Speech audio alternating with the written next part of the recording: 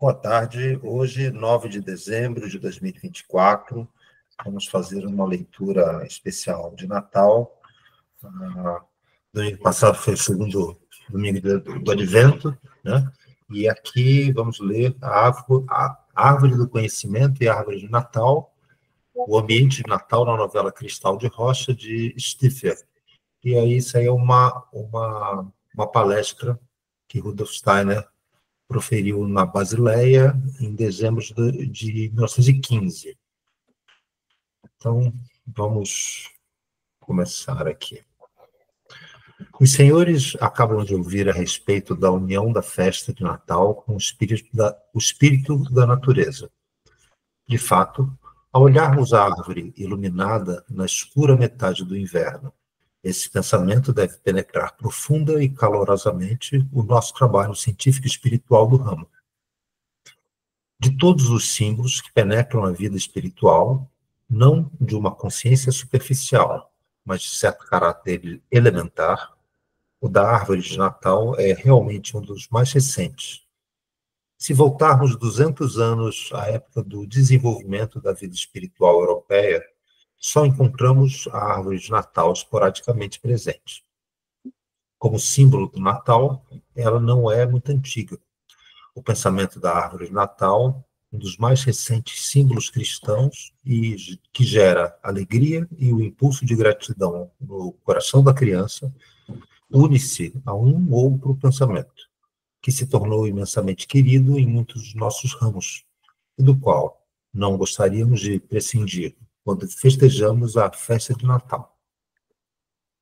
Na verdade, a árvore de Natal se relaciona com profundos sentimentos e sensações a respeito da essência e do significado da noite da consagração, apesar que somente nos últimos tempos ela surgiu do profundo inconsciente no coração humano e se transformou no símbolo cristão do Natal.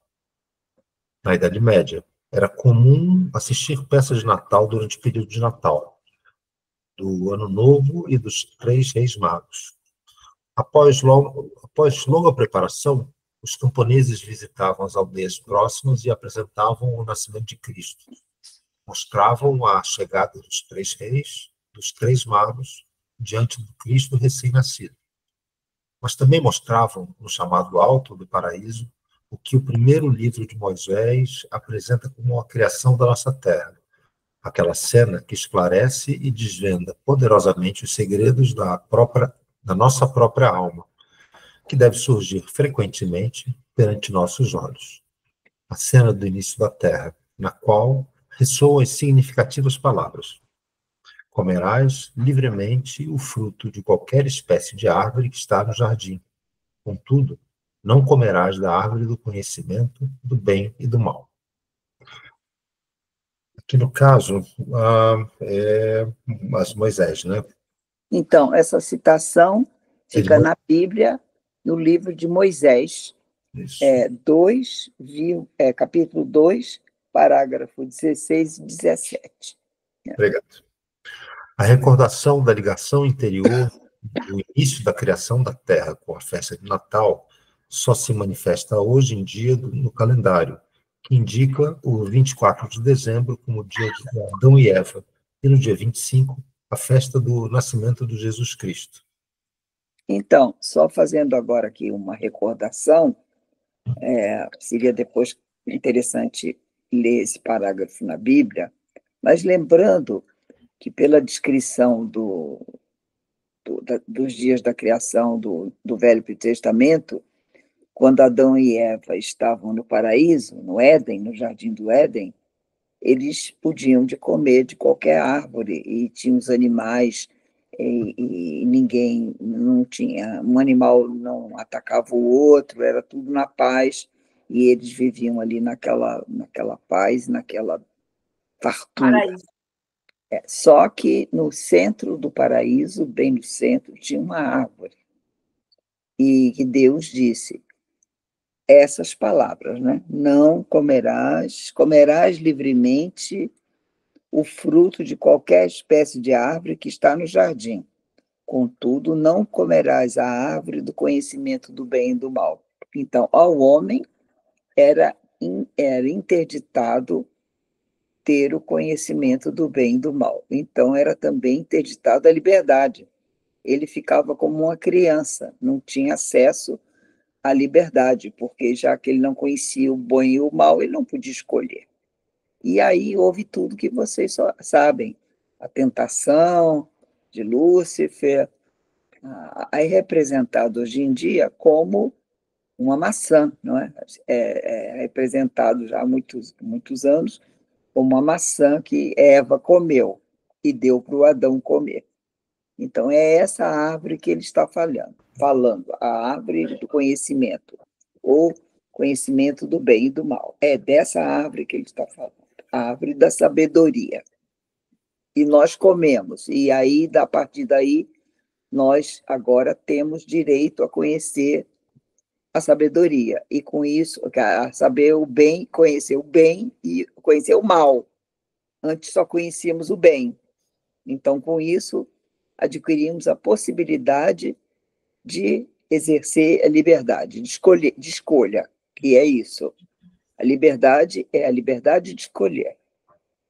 Não é de fazer o que quer, é de escolher o que fazer.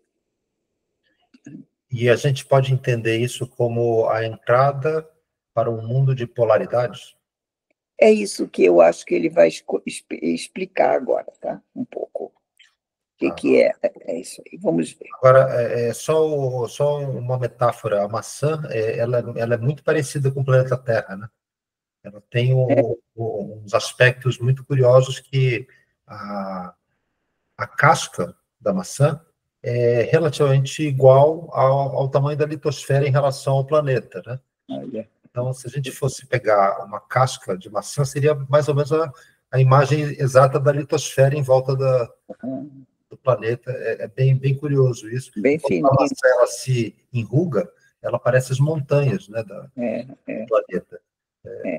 É bem curioso. Tudo bem. Vamos voltar. Na verdade, não, aqui. Contudo, Mais como sentimento do que como pensamento, não se pode deixar de sentir. Será que não é a partir do escuro subterrâneo do sensível, cristão, coração humano que surgiu o impulso de, no dia do nascimento de Jesus Cristo, erguer aquela antiga árvore do mundo, a árvore do centro do paraíso, da qual, na verdade, não se deveria ter comido? A peça de Natal foi apresentada. Como lembrança do paraíso, ficaram a árvore do paraíso e a união dela com os sentimentos que temos a respeito do nascimento do Jesus Cristo. Não quero desenvolver teorias aqui, pois este dia de festa não é para isso. Certamente, é possível dizer algo diferente sobre as razões do surgimento da árvore de Natal, mas a partir dos sentimentos que surgem enquanto estamos ao seu lado, na medida que iluminamos no nosso coração justamente aqueles sentimentos que nos ligam nessa festa, com os sentimentos mais infantis do ser humano. A partir desse sentimento, pode-se dizer, olhando a árvore de Natal, porque vê-se nela algo como que a renovação da árvore do paraíso. Não se pode tomar essa árvore realmente como um símbolo pagão, mas como pagão, nem como pagão do norte da Europa. Quando a neve cobre a terra, quando pingentes de gelo ficam pendurados no teto das casas e de galhos das árvores, e as pessoas saem das regiões da terra, onde durante meses o verde e o colorido mundo das flores encantam os olhos, onde as frutas satisfazem as necessidades humanas, quando o ser humano tinha que buscar refúgio daquilo lá fora, ele acreditava existir para ele, e do qual se ocupava durante a primavera e o verão, quando ele tinha de buscar refúgio na casa para se aquecer no seu interior. Então, o pagão sentia um pouco de como seria o mundo, se o mundo tivesse ficado entregue a si mesmo. O pagão sentia o grande inverno do fim da existência da Terra, quando ele se sentia abandonado pelos espíritos da natureza, especialmente por aqueles que sentia como gnomos, ondinas e silfos, quando ele tinha de fugir do interior de casas com lareira, fuga que o levava a abandonar a sua querida natureza. E só através de uma pequena abertura enxergava aquele espaço onde ele não podia mais estar. Quando ele vivenciava esse abandono no inverno, então sentia como o fim da existência da Terra transbordava, como o grande inverno do mundo se expandia do infinito. Então, essa imagem também é muito forte, né? Quer dizer, quando Adão e Eva também saíram do paraíso, acabou aquele mundo de benesse, né? Então, representado aqui por ele conta a primavera e o verão que eles viviam no Éden, né?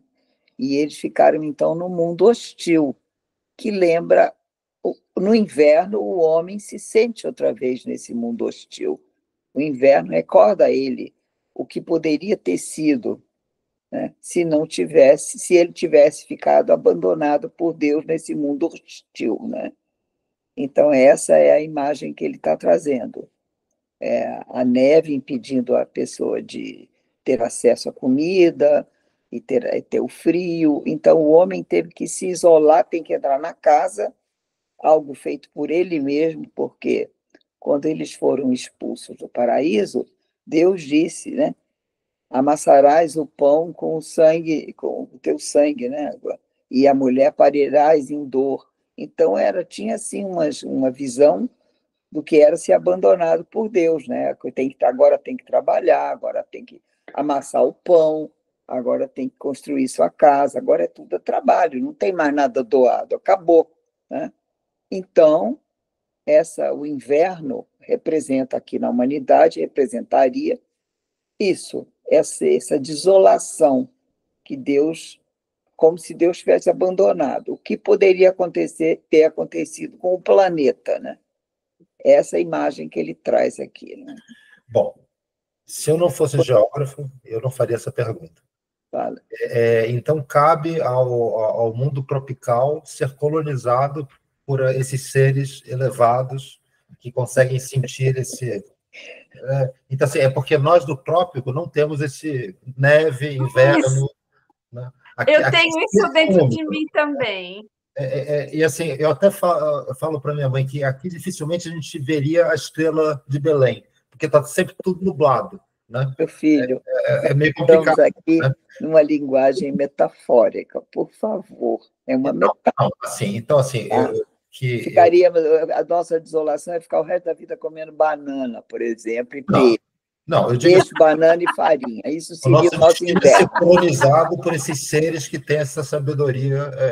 Não, isso aí faz parte do inverno, isso do inferno. Não, isso aí faz parte ainda das provações. Porque não é nada bom ser colonizado por ninguém. No paraíso, ninguém colonizou ninguém. Viver no paraíso é você viver protegido, né? É isso que ele diz. Na sociologia ou na geografia, o que ele falou agora chama-se determinismo geográfico.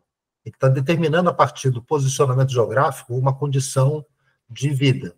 Ele está fazendo uma metáfora, e cada um, na sua latitude, arranje qual é o seu inferno. Ele está dando uma imagem da latitude dele. E assim será. Ai, gostei, Mari. Ficou mais fácil para eu entender você falando assim. Ele está dando um exemplo de onde ele vivia e do que ele conhecia, né? Lógico. Aqui nós teremos outros, então, infernos, porque aqui é tão difícil. Lógico, ele passa a imagem de onde ele vivia, né? E a gente está no oposto, a gente é o oposto, né? Exatamente. Mas, assim, metaforicamente, a gente vivia no paraíso, e nós transformamos isso no inferno. Meu filho, paraíso, comendo banana com peixe e farofa. Não, mas assim, praticamente antes de comer a maçã. Antes de conhecer o bem e o mal. Exato. Você vive, quando você vive originários com a natureza só, e você dali não passa, você não foi para lugar nenhum, né, Gui? Você não está no inferno, você não está no paraíso. Paraíso é se o homem pudesse ali sozinho, conhecer, se desenvolver a partir dali. não foi essa a realidade. Não, mas eu Não digo, foi essa a realidade que aconteceu. não, mas eu Não digo, foi essa a realidade que aconteceu. O inferno será sempre, a minha metáfora, paralisia, quando a gente não consegue sair de onde está. Para mim, isso é a imagem do inferno. Você não tem saída, né? Mas quando você consegue ter uma esperança de saída, é isso que ele quer, ele vai dizer isso. Você vai ter uma imagem ou você vai ter algo que te lembra que você não está sozinho. Não importa que inferno você esteja. Porque tem muitas... cada um tem o seu inferno, né? Sim, cada um tem seu inferno, com certeza. Cada país, né, tem o seu inferno, né? Lá eles têm que se abrigar do frio e aqui a gente tem que se abrigar do calor, né? Como a gente faz para se proteger do calor? Porque o calor mata também, né? Muitas coisas tem que se obrigar. É paraíso morar na floresta amazônica? Não é, né, Gui? Eu acho assim que... Não é um parquinho aquilo ali, né? A idílica do paraíso, antes de comer a maçã, foi o que os portugueses tiveram a leitura, que os índios tinham essa visão paradisíaca, né? Não existe pecado do lado de baixo do Equador, só existia a beleza e sem necessidade de roupas, de grandes aparatos, né? Enfim... eles eram os povos originários, né? Eles estavam mesmo no paraíso deles. Estavam estagnados no estágio da Idade da Pedra, né? Que nem os nossos índios nem o ferro conheciam. Se isso é o paraíso, muito obrigada. Para eles, eu falei, né? Eles... Não, mas também não era para eles, gente. Isso é uma fantasia de branco, que os índios estavam no paraíso. Os índios estavam na vida dele, na vida, gente. O que é a vida da gente? Acordar, trabalhar, não trabalhavam? Não tinham que pescar? Não tinham que lutar? Não lutavam muito entre eles, comiam uns aos outros? Isso é o paraíso? Me desculpe. Me desculpe, isso não é, né? O que a gente entende por paraíso, né? Então, vamos continuar. Vamos ver onde é que nós vamos chegar com essas metáforas todas. O cristão podia argumentar, talvez não a partir de uma compreensão teórica, mas de uma compreensão sensível, dizendo que o pagão poderia ter razão. Isso poderia ter acontecido com a terra, se a árvore pudesse ter desdobrado o efeito daquilo que, por meio da tentação luciférica, o ser humano passou a usufruir indevidamente do fruto do conhecimento do bem e do mal. Quando se pensa nesse sentido, no desenvolvimento da Terra, nessa meta terráquea, após o abandono e a solidão do inverno, após o frio e o gelo, inclusive no aspecto anímico do que seria iminente para o terráqueo, e quando se consegue ligar a isso ao efeito da tentação luciférica, as consequências do gozo da árvore, do conhecimento do bem e do mal, aí, então, é possível sentir o que significa esse pensamento do Cristo. Em lugar do pensamento do Cristo, o ser humano ganhou consciência do pensamento de Páscoa, do desenvolvimento cristão. Aquele pensamento que, por meio dos símbolos da Páscoa, conta que o ser humano foi libertado de tudo aquilo que representa a tentação luciférica. A grandiosa vivência do pensamento de Páscoa pode enriquecer a alma na primavera. Nota do tradutor: no hemisfério norte, a primavera transcorre de meados de março a meados de junho. Ele está localizando essa imagem toda, né? Com a natureza que desperta.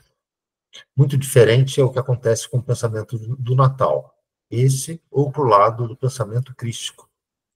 Para compreender o pensamento da Páscoa, é preciso ter um conhecimento anterior. Eu diria que as mais tenras criancinhas compreendem sentindo o pensamento do Natal. E quando se pesquisa entre as crianças o que vem a ser realmente esse pensamento do sentimento natalino, que surge depois que a árvore de Natal for instalada, as luzes acesas, os presentes colocados ao redor da árvore, o que vem a ser esse pensamento do sentimento natalino, quando as crianças são trazidas até a árvore, quando elas recebem os presentes trazidos por Cristo. O que é a essência disso? Então. As crianças talvez não saibam, mas elas sentem inconscientemente naqueles níveis muito profundos da alma humana, que por isso mesmo nem sempre é possível trazê-los à consciência. O que realmente é essa essência que de fato vive nas crianças, se for pesquisada corretamente, quando elas são chamadas para se aproximar à árvore de Natal e ouvem que um ser extraterreno trouxe esses presentes, não são aqueles presentes que elas mesmas podem recolher no riacho na primavera ou no verão. Não, isso vem do suprassensível. Então, o que palpita nas crianças? Pode-se dizer que quando se pesquisa com os olhos o que se pode chamar de videntes, que podem ser conquistados passo a passo, vê-se no fundo do coração das crianças o mais significativo, o sentimento mais intenso, que vive inconscientemente na alma da criança, é uma gratidão profundamente arraigada. Sente-se, então, algo parecido a um pensamento que libera o sentimento de gratidão. Por que essa gratidão ganha espaço no coração, na alma da criança? Por que será? Porque, na verdade, na sua mais íntima inconsciência, esse coração fala assim: meninos, deveríamos ser gratos porque não fomos abandonados, porque um ser das alturas se inclinou em nossa direção e quis morar na terra em meio aos seres humanos. Porque naquela terra, que em consciência da tentação no paraíso deveria ficar escura, fria e paralisada, como no grande inverno, penetrou um ser para preparar sua existência, que é vista todo ano novamente no frio, escuro e sombrio inverno. Nessa estação, que simbolicamente lembra aquele fim da Terra. Devemos ser gratos ao Espírito do mundo, que desceu à Terra, se unificou com o desenvolvimento do homem na Terra, de tal forma que não precisamos temer que o grande inverno virá, mas devemos ter a esperança de que, quanto devido ao decurso natural da Terra, após a geada Terra-Cosmos, acontecer o grande inverno. Aí estará aquele ser, que anualmente, sob a forma de uma criança, se aproxima de nós e rejuvenesce a Terra, para que ela não vá endurecer no caminho de sua próxima existência no cosmos. É por isso que o calor infinito que surge nessas festas de Natal. É por isso, diria eu, que a festa do Natal tem esse caráter muito curioso de uma confirmação. A festa do Natal tem algo assim que confirma o Cristo. Vamos ler mais o próximo parágrafo e a gente para começar a falar um pouquinho sobre o que foi lido. Leia, Gui. Na festa do Natal, pode-se sentir que o verdadeiro aquilo que é apresentado, devido a que, assim que o pensamento desta festa do Natal surge no coração da criança, ele também abrange todo o amplo significado desse coração infantil, dessa alma infantil no ser humano. Realmente abrange tudo o que é infantil no ser humano, independente se esse elemento infantil se manifesta numa criança ou numa pessoa de idade avançada. Justamente aquelas pessoas que efetivamente conseguem sentir, de um lado, a natureza exterior com toda a sua beleza da primavera e do verão, e do outro, captar a particular sensação de abandono do inverno, o ambiente de consagração da época do Natal, eles também conseguem sentir esse caráter confirmatório da festa do Natal. Isso. Eu queria lembrar um pouco, voltando um pouquinho ao que nós lemos lá dos povos originários, uma coisa interessante. Os povos originários da América do Sul, todos eles têm uma lenda de que vai descer um ser, né, que vai salvá-los. Tem o grande...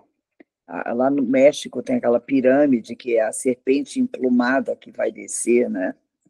E aconteceu também quando os espanhóis chegaram, eles tinham essa imagem que os deuses viriam, né, para trazer tudo de bom, trazer o céu de volta.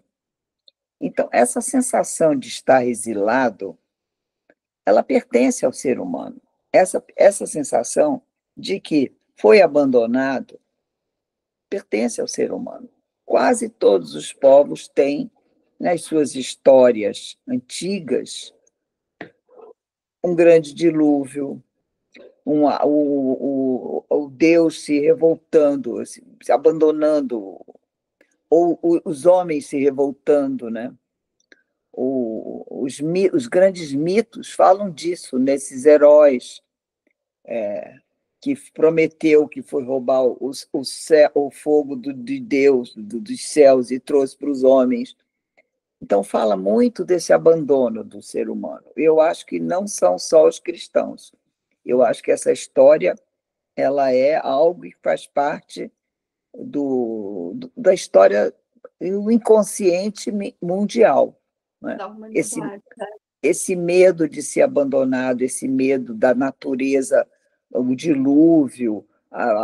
Agora, recentemente, nós temos o fogo, né, por todo lado, as águas invadindo outra vez. Então, tem sempre esse temor, né? E a gente tem sempre aquela coisa, todos os povos têm essas histórias, né? Então, a gente até seria interessante pesquisar os outros povos, né? Eu não conheço, por exemplo, as histórias, por exemplo, nórdicas, mas sempre tem. Né? Não sei como é que os esquimós esperavam, mas sempre tem a vinda de um salvador, um herói que vem salvar. Né? Então, eu acho que é por isso que essa metáfora ela vem tão forte. E quando Oi, Célia, tudo bom? Então, essa metáfora vem muito forte do ser que vem do céu nos salvar. E aí, representada nesse caso, no nosso caso, do cristianismo, Jesus Cristo. Né? E a gente aqui está... o Natal seria o nascimento desse ser que foi reconhecido depois como o Salvador, porque foi isso que ele nos deu, essa condição de sair dessa polaridade do bem e do mal, a árvore do bem e do mal, né? Sem ser arrasados, né? Porque a coisa era bem difícil. Se você comer da árvore do bem e do mal, você não tem mais direito a nada. Você vai ganhar uma nova consciência e você vai ter que lutar pela sua vida. E aí a sensação assim que, nossa, a gente já nasceu perdedor, né? Nossa, lutar pela vida, nossa, a gente vai perder, essa sensação de que vai perder, né? Que a natureza é muito forte, o destino é muito forte, tem sempre essa sensação que o homem é pequeno frente às dificuldades, né? Então vem o Cristo e traz essa mensagem de esperança, de salvação para cada um de nós. A mensagem não é assim, eu estou salvando o grupo, não. Cada um pode se salvar. A mensagem é essa do Cristo. Você pode se salvar.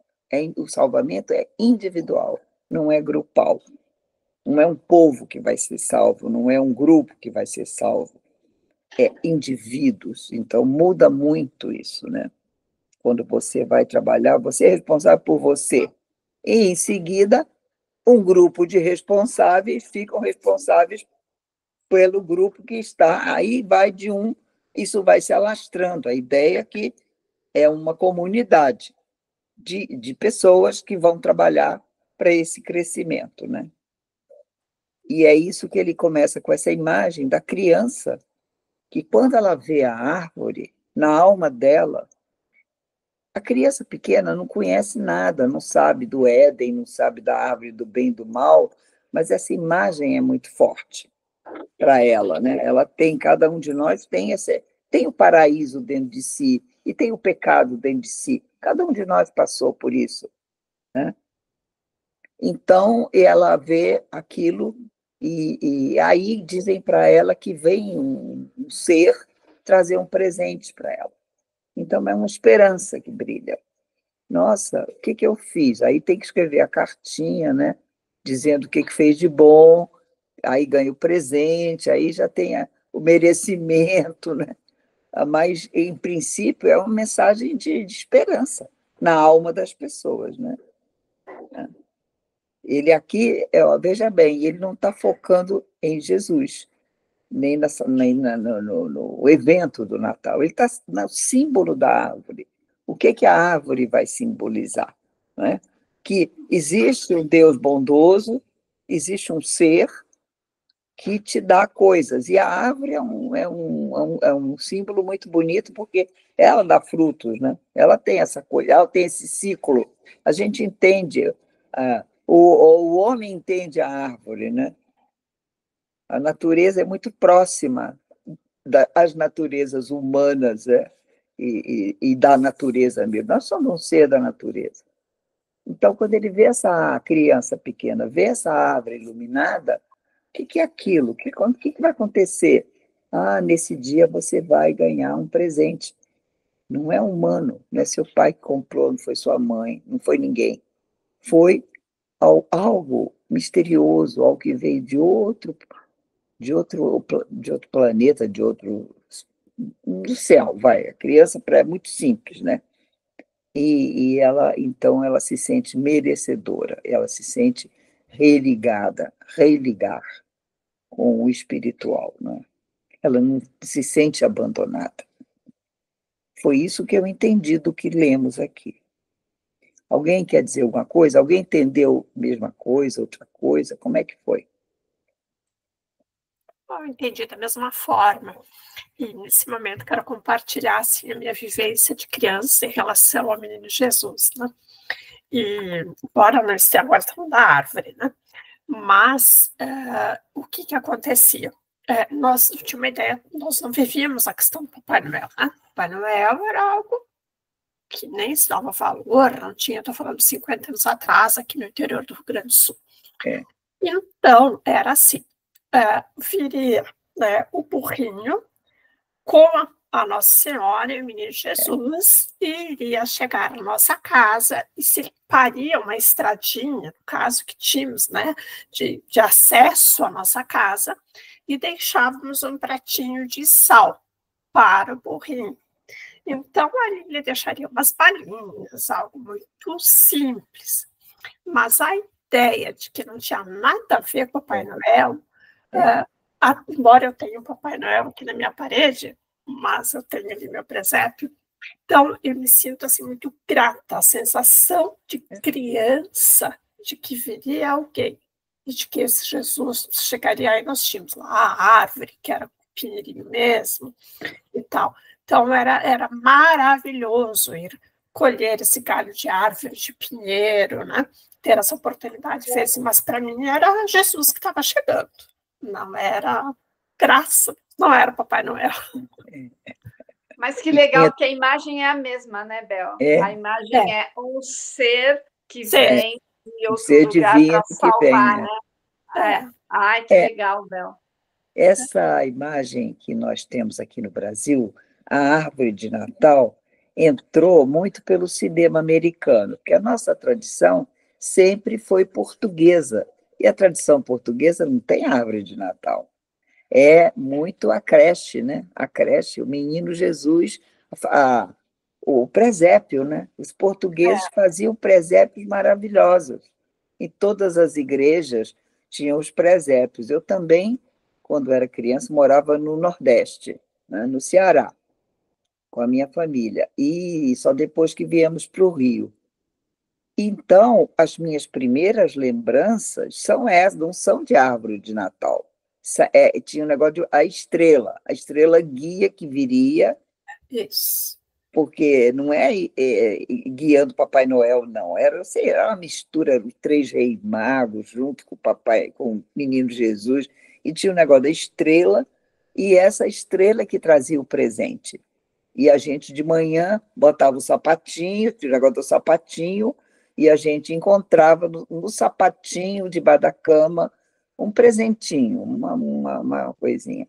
Não tinha. Eu me lembro da minha mãe fazendo a primeira árvore de Natal, ela mesma, com arame, com um pau que ela arrumou lá, que ela viu no filme, aí ficou. Mas era assim, não existia isso. Até 47, 48, Era uma coisa que veio muito com os americanos, com o cinema e tal. O pessoal fala que veio muito com a Coca-Cola. Não sei se é verdade. Mas é verdade. Até essa hora fala isso, que a cor da Coca-Cola vermelha. Não tinha Coca-Cola nessa época, aliás. Sei lá, o vermelho da Coca-Cola. É marketing. O quê? Com marketing? Vermelho. O marketing. Mas, enfim, o importante é que na alma de nós, cada um de nós, era festejado o Natal e era sempre alguma coisa que vinha do céu. O Natal nunca é uma coisa terrena, é um fenômeno que acontece.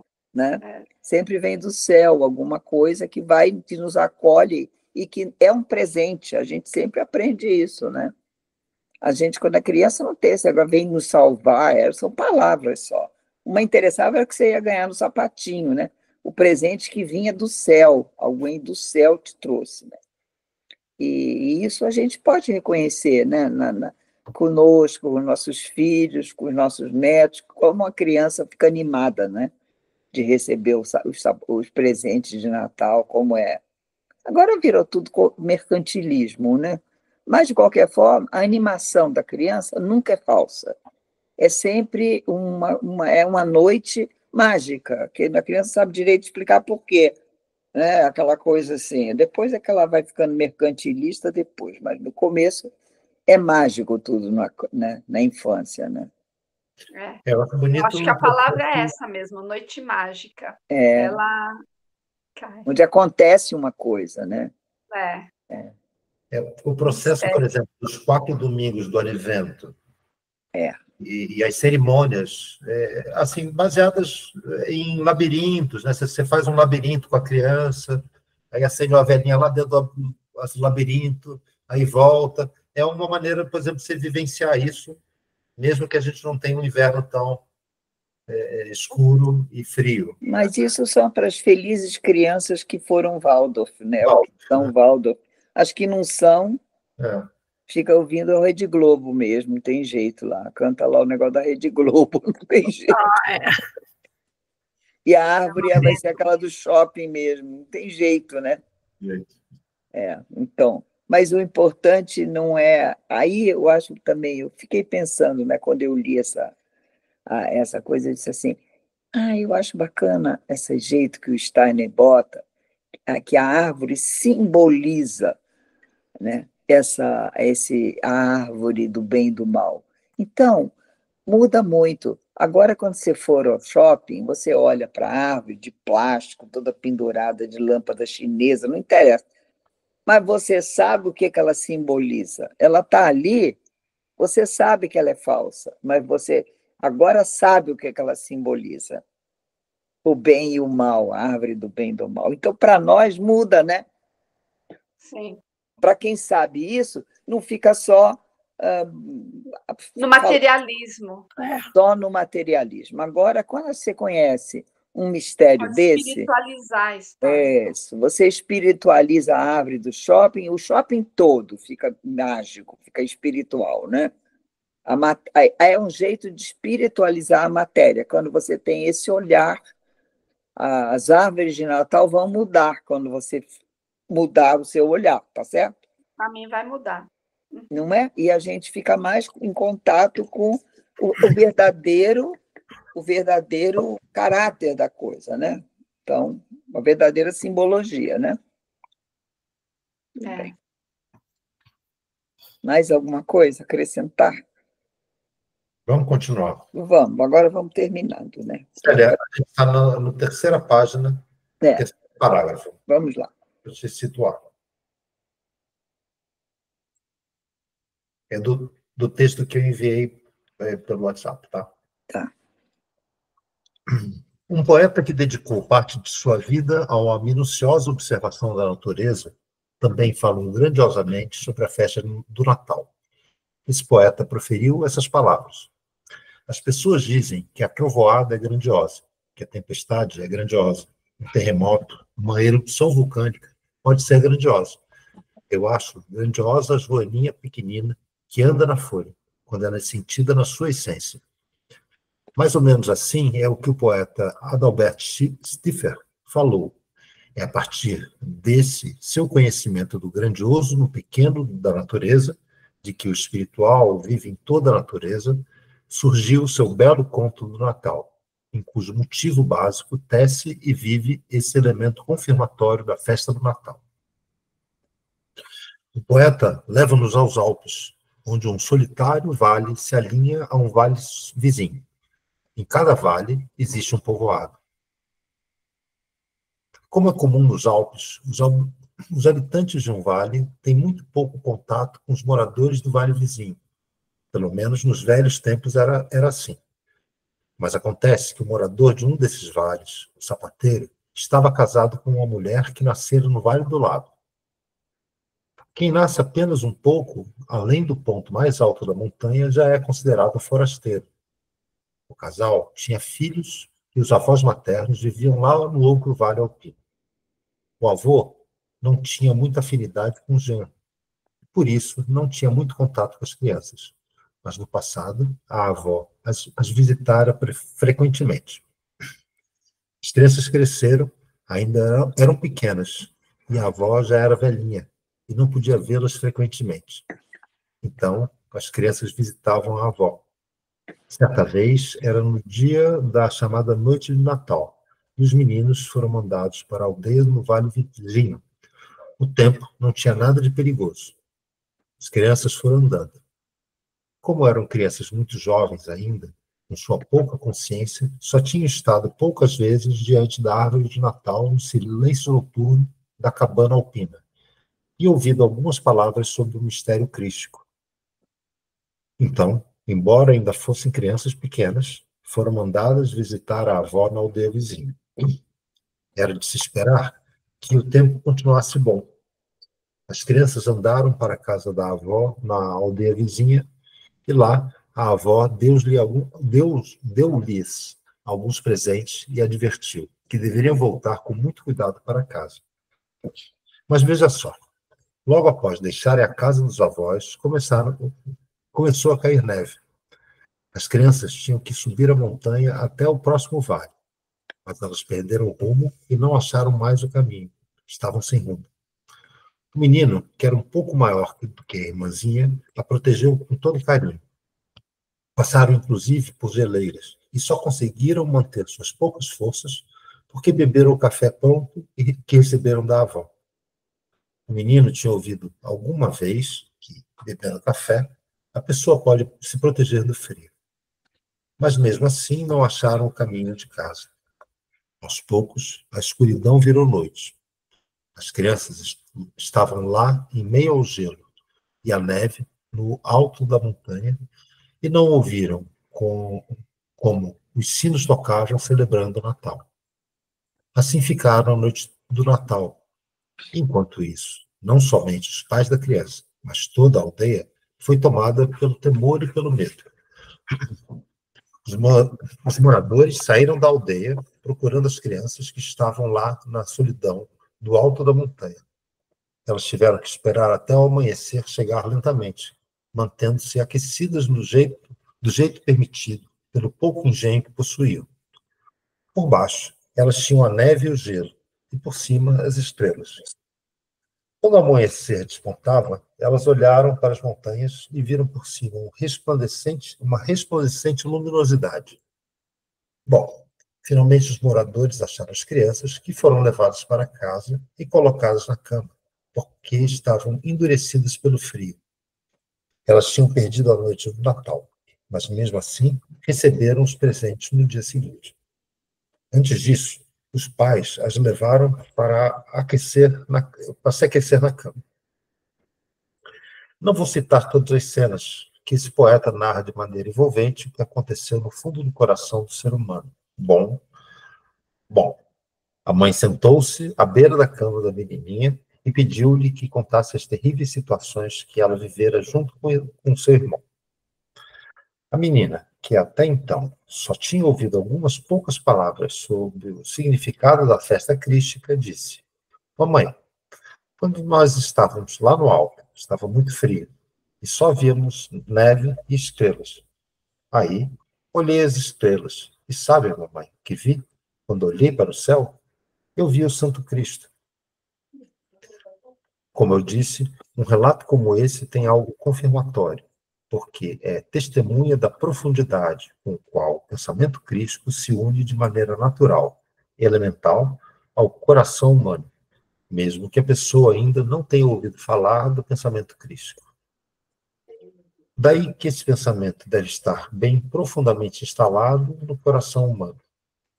Em qualquer idade, na mais tenra infância, dá para entender isso. O poeta Adalbert Stiffer disse a verdade.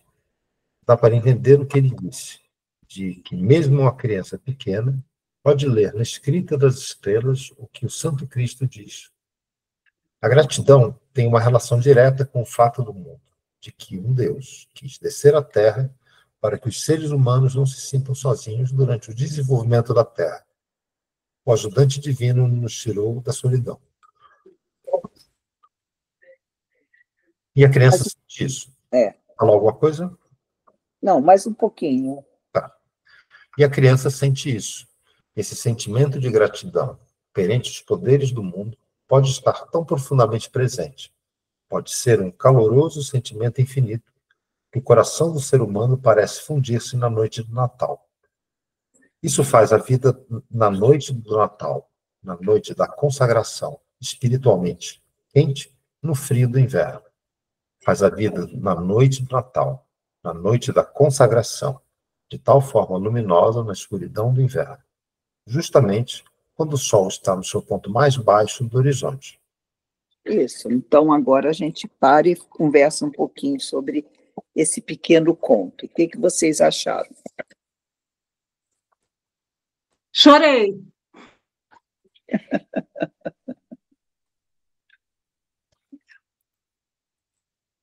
Muito lindo, obrigada, Alice. Você falou, você declamou muito, de uma forma muito harmoniosa, foi muito bonito. Anos de prática. Essa imagem, né, as duas crianças perdidas na neve. Elas tinham o calor, que era um pouco de café que a avó tinha dado, né?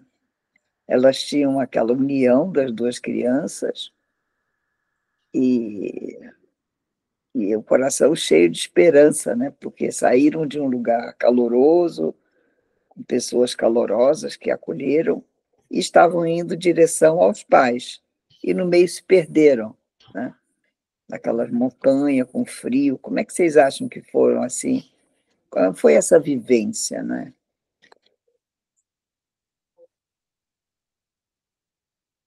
Uma vivência talvez profunda de isolamento, né? De solidão, talvez. Acho que sim. E aí a menininha menor teve esse contato crístico, né? Só ela, na solidão, com o irmão, e as estrelas, e a natureza, e ela diz para a mãe que viu o Cristo, né? Mas é bem também a imagem do nascimento do Cristo, né? Essa coisa perdido no deserto e de repente aparece. Bom, tem aquele conto de Natal que é justamente o encontro, José indo de casa em casa pedindo o acolhimento, um abrigo, né? Um abrigo, e aí põe ele na manjedoura. Pai põe no estábulo, né? Um estábulo. Ele teve que improvisar. Os animais que acolhem, né? Que aquecem o ambiente, né? Os animais aquecem o ambiente, a palha. Então, parece que é um arquétipo, né? Isso, essas imagens do Natal. A gente tem essa imagem do Natal, sempre festa, todo mundo comendo, né? Mas a imagem é: estamos perdidos, e agora? Quem veio nos salvar, entendeu? A gente não pode esquecer disso, gente. No dia de Natal, lembrar isso, né?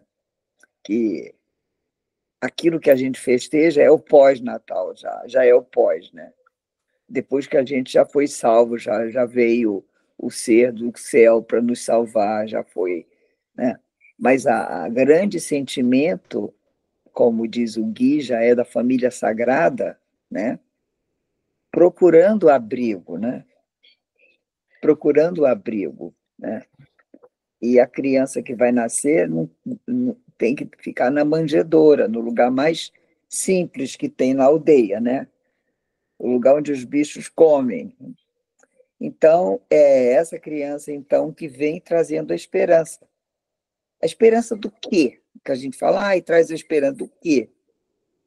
De que a gente possa usufruir, que essa árvore que é do bem e do mal, que a árvore que é a nossa desgraça, se torne a árvore que vai trazer o nosso bem, a árvore que vai frutificar. Torne a redenção, então.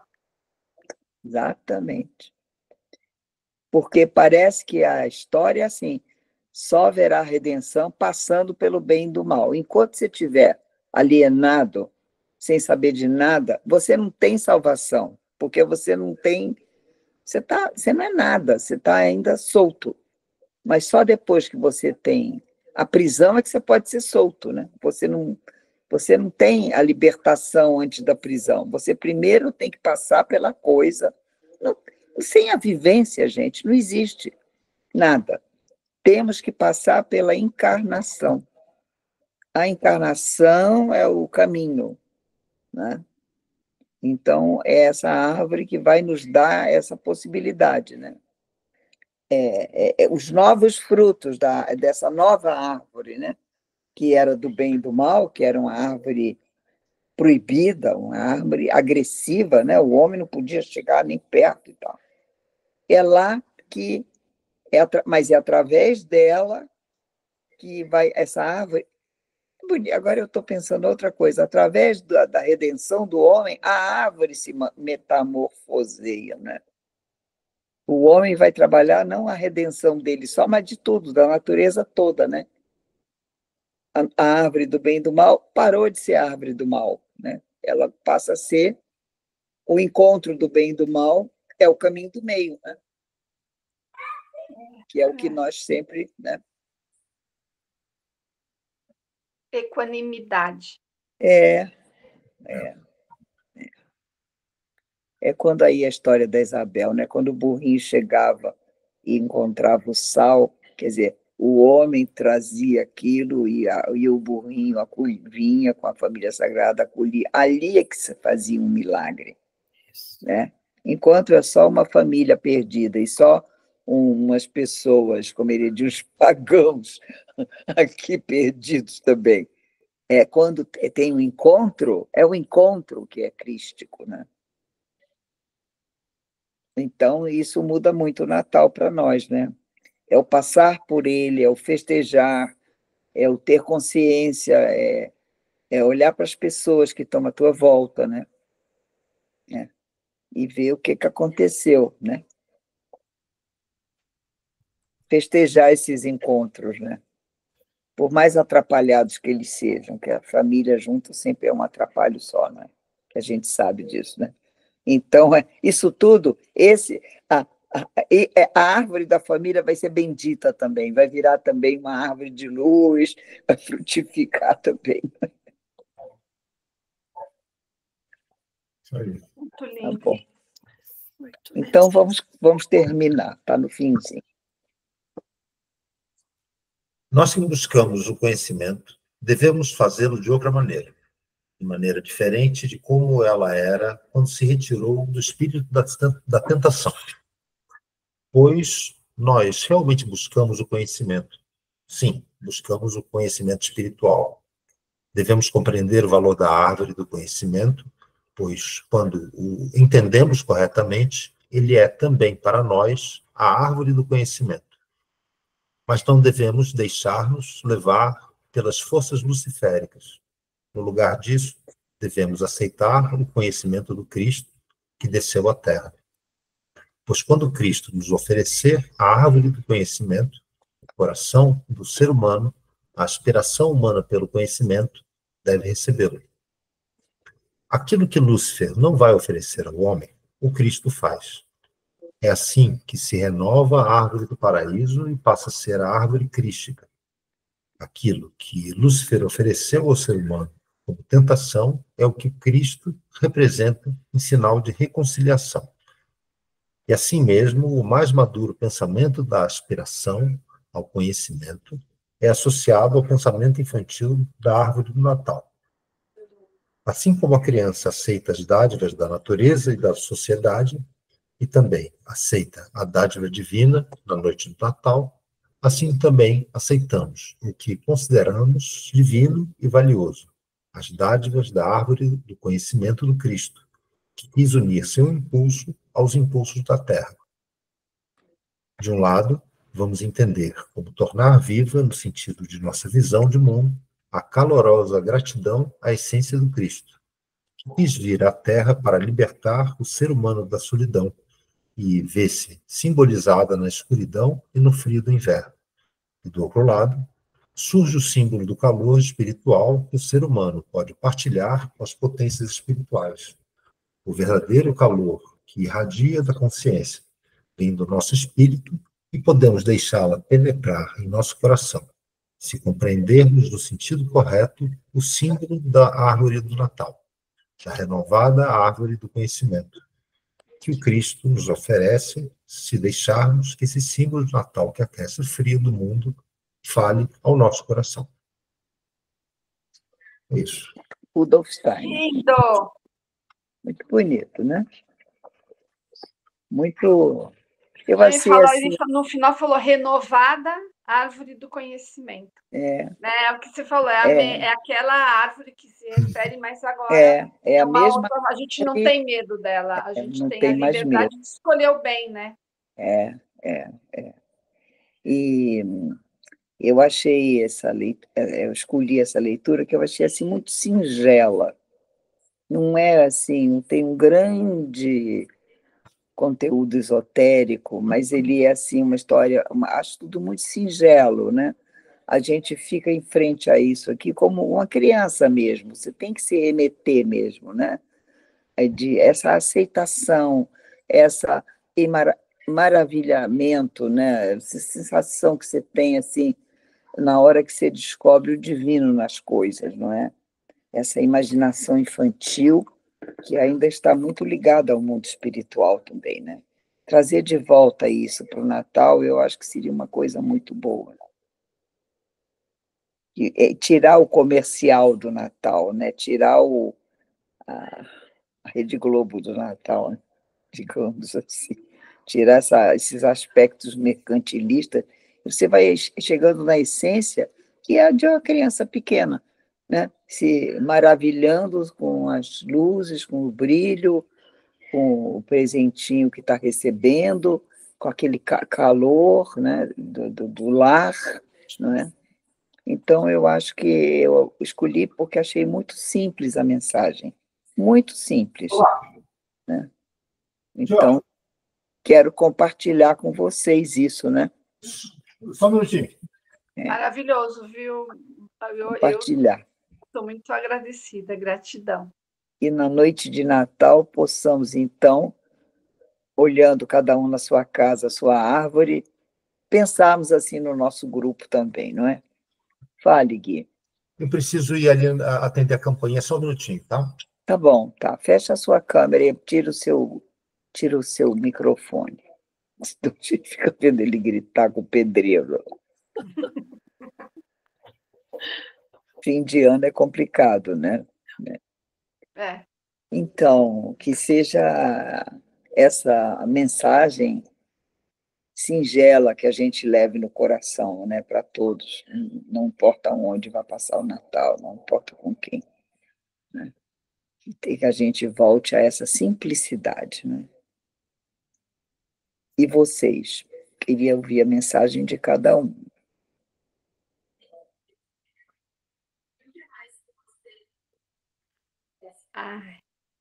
Bom, eu desejo que nesse Natal a gente possa ter essa renovação mesmo de experiência de Natal, que a gente possa tentar lembrar como a Isabel falou, né, dela, a Mari como era no Ceará, e a historinha que ele contou, mas que a gente pudesse resgatar ela agora, né? Aquele sentimento que tinha em criança, tentar reavivar ele agora, porque, né? E transmitir, não é? Transmitir. Para todos nós, e que a gente possa transmitir, assim, para que o ambiente, né, fique nessa vibração, vibe, né? Nessa sintonia, harmonia. Quem mais? É isso aí. Para mim, eu gostei muito também, uma visão diferente da árvore, que eu agradeço a oportunidade, né, por ter de ver a árvore de uma maneira diferente, né? Nunca havia pensado também sobre isso, muito, muito, muito diferente.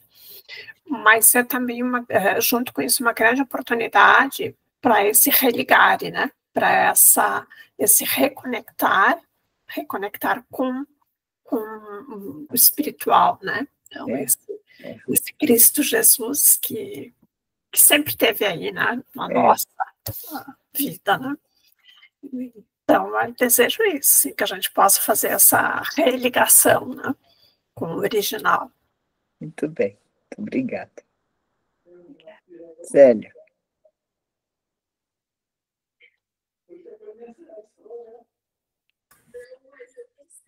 Está com o microfone desligado. Eu? Não. Não, a Célia. A Célia, ela está pensando. Ah, tá. Ô, Guilherme, enquanto a Célia pensa, você não quer mandar sua mensagem de Natal para o grupo? Vocês estão dando uma mensagem de Natal para o grupo. Tá bom, então. Cada um está mandando uma mensagenzinha. Esse é um momento bem complexo para a humanidade, né? Esse Natal específico de 2024, a gente está num momento bem infernal, né? A gente está tendo que ter bastante esperança, buscar esperança em algum lugar, e eu espero que nós consigamos realizar isso sem grandes sofrimento, né? Mas que, infelizmente, a gente vai ter que passar por isso, né? Tá estranho, está muito estranho, e eu espero que a humanidade tenha luz para renascer. É isso. No coração, né, Gui? Tem que acender a luzinha cada um, né? Cada um de nós. Quando olhar lá para a árvore, né? Eu também desejo, também faço um voto, né, que nós tenhamos resiliência em relação a toda essa dor que está acontecendo na nossa sociedade, no nosso planeta, né? Que é um grito de dor mesmo, né? Muita doença, muita falta de consciência crística, né? E que nós, como uma sementinha, possamos plantar essa consciência que a gente está aqui cultivando com bastante carinho, né, para o ano de 2025, que seja um ano iluminado pelas nossas energias, né, que nós possamos nos apoiar com essa força uns aos outros aqui nesse grupo e dentro do círculo de relações de cada um também levar esse resgate que a gente faz aqui, né? E que possamos acordar para a realidade, né, para a verdade, né, da vida, que é o Cristo no coração de toda a gente, né? Porque mesmo aquele que está trazendo o inferno na nossa vida também, né, é uma fagulha divina. Então, a gente saber olhar com essa compassividade para o ser humano que está nessa dor, nesse sofrimento todo e poder né, elevar a nossa consciência para não julgar tanto, né, e ter resiliência para aceitar, né, e fazer o que a gente pode. Isso. Com muitas orações, com muita força, com muita coragem, né, sigamos esse próximo ano com muitas boas energias. Agradeço, Mary, viu? Seu mastro aí, né? Você segurou o cajado aí o ano inteiro, mais um ano com você, muito especial. Mas aqui eu me nutro de forças. Essa leitura aqui, eu tenho que agradecer ao grupo, porque é um lugar de uma troca muito sutil, né, de energias aqui, não é? Foi muito, Eu muito bom. agradeço Adorei a ouvir a todos. palestra hoje. Gratidão. Só gratidão. Obrigada. Não é. A palavra é essa. Então, Fala a sua oração, mãe. é isso que eu estou procurando aqui, a minha oração. Porque acho que a Célia caiu, né? Eu acho que ela caiu, sim. Não Pegando tá uma mais. coisa aqui Eu do- estou pegando aqui o meu livro, pegar a minha oração. Tá? Prece para os anjos da guarda. Espíritos de suas almas, efetivos guardiões, possam vossas asas levar o amor suplicante de minha alma aos seres humanos nas esferas, confiados a vossos cuidados, para que, unido à vossa força, possa meu amor irradiar em auxílio das almas que ele amorosamente busca. Rudolf Steiner. Bom Natal para todas vocês, bom Ano Novo, boas férias. Até o ano que vem, se Deus quiser. Tá Até o bom. ano que vem. Voltamos em 3 de fevereiro. Dia 3 de fevereiro, mas nós mandamos um avisinho e quiserem convidar outras pessoas, porque o livro ainda está bem no começo, né? Quiserem aproveitar para chamar outras pessoas, seria muito gostoso, né? Tá ótimo. Amém. Vamos ter, tem outras pessoas interessadas que até já convidei. Mas que